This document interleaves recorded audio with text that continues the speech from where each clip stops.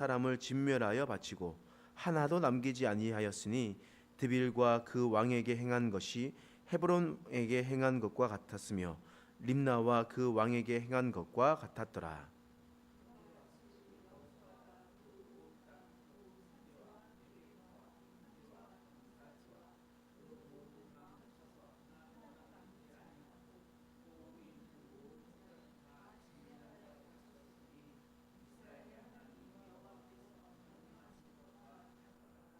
여호수아가 또 가데스 바니아에서 가사까지 와 온 고센 땅을 기브온에 이르기까지 치매.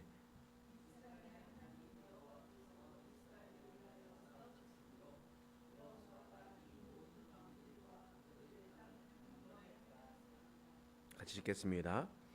여호수아가 온 이스라엘과 더불어 길갈 진영으로 돌아왔더라. 아멘. 오늘은 여호수아 10장 말씀을 통해서 우리가 하나님의 말씀을 함께 나누도록 하겠습니다. 여호수아는 여리고성 전투를 하였습니다. 그래서 그 전투에서 승리를 하게 되었습니다. 그리고 그 후에 아이성 전투에도 승리로 이끌었습니다.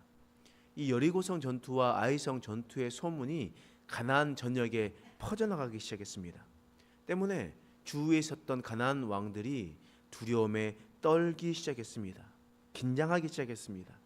이때 여호수아를 찾아왔었던 한 족속이 있습니다. 그 족속의 이름이 바로 기브온 족속이었습니다. 이 기브온 족속은 자신들이 당신들의 종입니다 라고 아첨을 하면서 이스라엘과 화친 조약을 맺었습니다. 그 조약으로 이 기브온은 멸망당하지 않게 되었습니다. 아주 가까이 살았었지만 아주 멀리서 온 것처럼 그렇게 행색을 꾸미면서 이스라엘 사람들 앞에서 머리를 조아렸던 그런 사람이 바로 기브온 족속이었습니다. 그런데 이러한 소식 또한 주위에 있는 가나안 왕들에게 들려지게 되었습니다. 그 들려져서 도대체 그 마음 가운데 이스라엘 사람들과 기브온이 함께 이렇게 조약을 맺었다라는 것들을 듣게 되었습니다. 이 소문이 가나안 남방 왕들이 들었고 그리고 난 다음에 이런 일이 펼쳐졌습니다. 10장 3절에서 5절 말씀 읽어보겠습니다. 시작. 예루살렘 왕 아도니세덱이 헤브론 왕 호암과 야르뭇 왕 비람과 라기스 왕 야비아와 에그론 왕 드빌에게 보내어 이르되 내게로 올라와 나를 도우라. 우리가 기브온을 치자. 이는 기브온이 여호수아와 이스라엘 자손과 더불어 화친하였음이니라 하매 아모리 족속의 5 왕들 곧 예루살렘 왕과 헤브론 왕과 야르뭇 왕과 라기스 왕과 에글론 왕이 함께 모여 자기들의 모든 군대를 거느리고 올라와 기브온에 대진하고 싸우니라. 말씀 보면 예루살렘 왕 아도니세덱을 중심으로 해서 남방의 중심의 왕들이 모였습니다. 본문에 나와 있었던 것처럼 5 왕이 모였습니다. 그들은 이스라엘과 함께 화친 조약을 맺은 기브온을 치려고 모였습니다. 왜냐하면 그들의 입장에서 기브온은 배신자였기 때문입니다. 자신과 함께 연합해서 이스라엘 백성들을 쳐야 되는데 이들이 이스라엘과 함께 붙어 먹으니까 도대체 그냥 놔둬서는 안 되겠다. 우리가 이들을 먼저 치자라고 했었습니다. 그래서 5 왕이 기브온을 쳐들어왔습니다. 기브온과 이스라엘이 조약을 맺었기 때문에 이스라엘은 이것을 도와줄 수밖에 없는 상황이었습니다. 다시 말하면 이 5 왕과 함께 싸울 수밖에 없는 그런 상황이었습니다. 여러분 1대1로 싸워도 아이성 전투를 생각해 보시면 1대1로 싸워도 승리를 장담할 수 없는 것이 이스라엘의 전투력이었습니다. 그런데 5 왕을 동시에 싸워야 됩니다. 이 얼마나 힘들고 어려운 일이겠습니까? 여러분 힘든 일은요 사실 하나만 있다고 힘들지 않아요. 여러분 인생을 살아보시는 거 너무나 잘 알잖아요. 내가 견딜 만한 한 가지 어려움만 있으면 그렇게 어렵지 않습니다. 그런데 그 어려움이 겹겹이 쌓일 때 정말 힘들다. 마음이 정말 무너질 것 같다. 이런 절망이 찾아오게 된다는 겁니다. 여러분들 그런데 생각해 보시면 다섯 왕이 한 번에 쳐들어왔다라고 생각해 보면 너무나 부담스러운 일입니다. 승산이 없다라고 생각할 수 있는 그러한 상황이었습니다. 그러한 상황은 재앙과 같은 그런 수준이었다라는 거예요. 그러면 이 싸움에서 이길 수 있을까? 여러분 이 싸움에서 이길 수 있겠습니까? 우리가 결론을 알고 있기 때문에 이길 수 있습니다라고 생각했지만 사실 우리 눈앞에 겹겹이 쌓아오는 그 풍랑과 파도를 우리가 견뎌내기는 쉽지가 않습니다. 우리가 인간적으로 생각해 보면 참으로 절망적인 순간이라는 거예요. 그런데 이게 인간의 싸움이면 그렇습니다.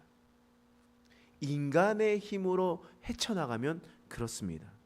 그런데 이것이 만약 하나님의 싸움이면 어떻게 되겠습니까? 하나님의 싸움이면 이것은 더 이상 재앙이 아닙니다. 오히려 이것은 감사한 일입니다. 왜겠습니까? 하나님께서 함께 하시면 어떻게 되겠습니까? 무조건 전쟁에서 승리하죠. 그래서 따로 5번을 나누어서 전쟁할 필요도 없습니다. 그 다른 왕들에게도 찾아가서 몇십 킬로씩 행군할 필요도 없습니다. 여러 번 나누어서 전쟁할 필요도 없는 거예요. 그만큼 시간을 쓸 필요도 없었습니다.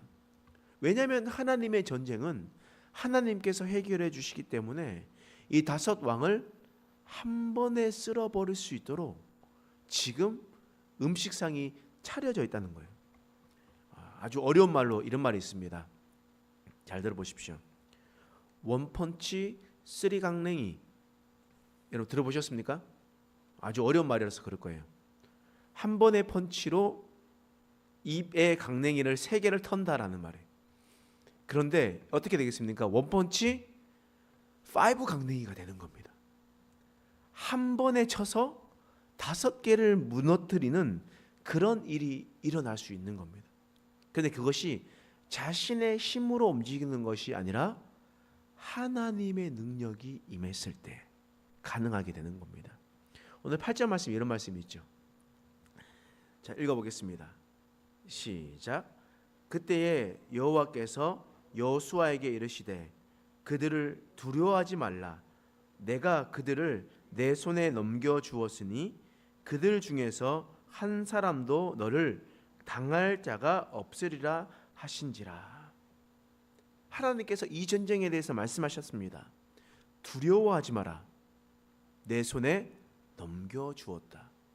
그러면 이 전쟁은 뒤를 보지 않아도 승리입니까? 패배입니까? 하나님께서 주시겠다 약속하셨으니 승리 아니겠습니까?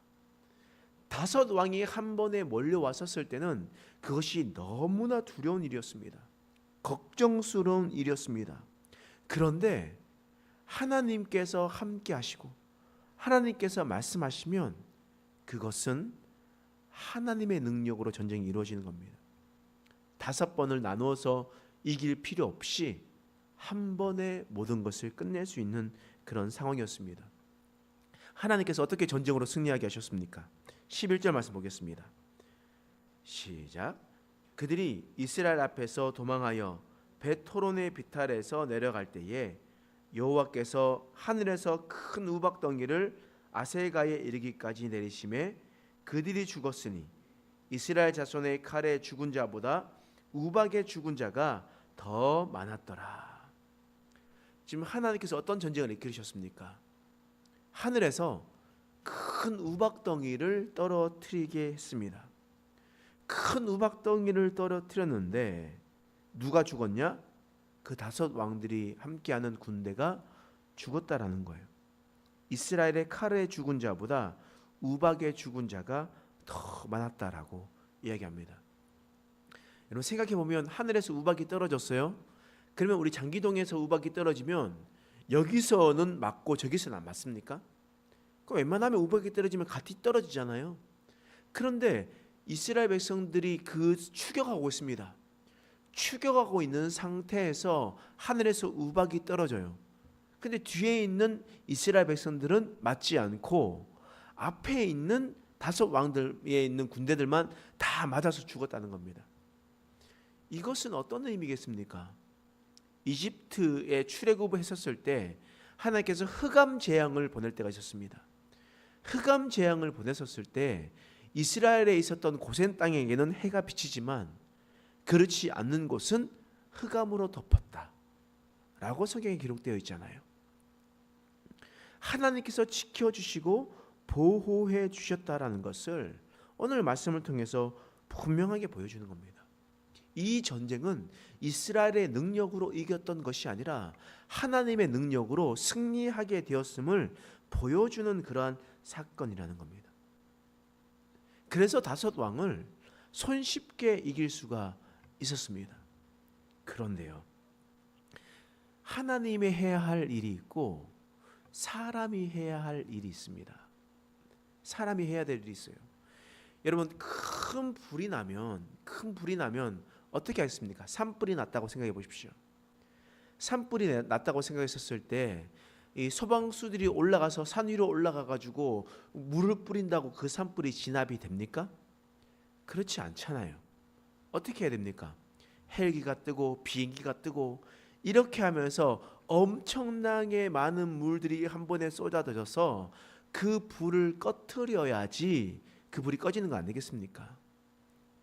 하나님께서 큰 불이 일어나는 이 전쟁에서 우박을 떨어뜨렸어요.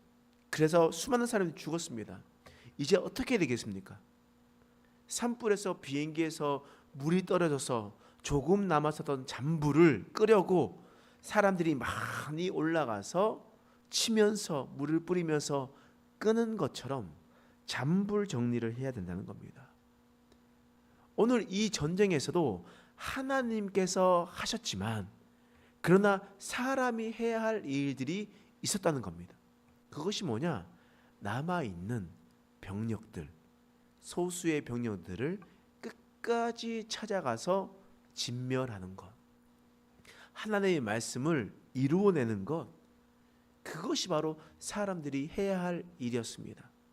그런데 오늘 본문의 말씀에 여호수아는 이 명령을 너무나 잘 지켰습니다. 40절 말씀이에요. 읽겠습니다. 시작. 이와 같이 여호수아가 그 온 땅 곧 산지와 네겝과 평지와 경사지와 그 모든 왕을 쳐서 하나도 남기지 아니하고 호흡 있는 모든 자는 다 진멸하여 바쳤으니 이스라엘의 하나님 여호와께서 명령하신 것과 같았더라. 아멘. 여호수아는 하나님께서 하셨던 큰 일 말고 그 잔불 정리를 했습니다. 하나님께서 명령하셨기 때문에 그 일에 대해서 최선을 다했다라는 겁니다. 우박이 떨어뜨렸을 때 그 놀라운 하나님의 기적에 심취해 있고 또 큰 싸움에서 이겼다고 그냥 그 자리에 눌러 앉아 있지 않았다는 겁니다. 끝까지 하나님의 명령을 지키려고 몸부림쳤습니다. 끝까지 하나님의 말씀대로 행하기 위해서 끝까지 잔불 정리하기 위한 전투를 치렀다라는 겁니다. 여러분, 우리의 인생에도 마찬가지입니다. 우리 인생 가운데 찾아오는 여러 가지 풍랑과 파도가 있습니다. 거센 비바람이 있습니다. 그럴 때 하나님께 맡기셔야 됩니다. 내 힘으로는 두렵고 내 힘으로는 너무나 어렵습니다. 그런데 하나님께 맡긴다면 하나님께서 하늘에서 우박을 떨어뜨리는 기적을 일으키시는 것처럼 우리의 삶에 큰 승리로 인도해 주실 것입니다. 그런데 우리가 해야 할 일들도 있습니다. 우리는 우리가 해야 할 일, 하나님께서 명령하신 그 명령을 해야 됩니다. 그 명령을 행할 때 하나님의 크신 기적이 돋보이게 되고 나타내지게 되는 겁니다. 아무리 산불이 크게 나서 비행기와 이 헬기들이 나와서 불을 다 끈다 하더라도 잔불을 정리하지 않으면 또다시 큰 불이 일어나는 것과 같이 우리가 그렇게 행동하지 않으면 또 우리에게는 우리의 죄가 넘쳐나게 될 것입니다. 또 우리가 우리 앞에 주님 앞에 최선을 다해서 살아가는 또 그런 모습으로 나아가는 저와 여러분 되시길 간절히 소망합니다. 기도하겠습니다. 하나님, 오늘 말씀을 통해서 우리를 깨닫게 하시니 감사합니다. 하나님, 오직 하나님만을 경외하며 믿음으로 살아낼 수 있는 자 될 수 있도록 하나님 도와 주시옵소서. 하나님 말씀에 순종하며 걸어나갈 수 있도록 도와주시고 큰 문제 앞에 하나님께 맡겨드리며 하나님의 능력을 신뢰하며 살아갈 수 있는 우리 인생 되게 하여 주시옵소서. 감사드리며 예수님의 이름으로 간절히 기도드립니다.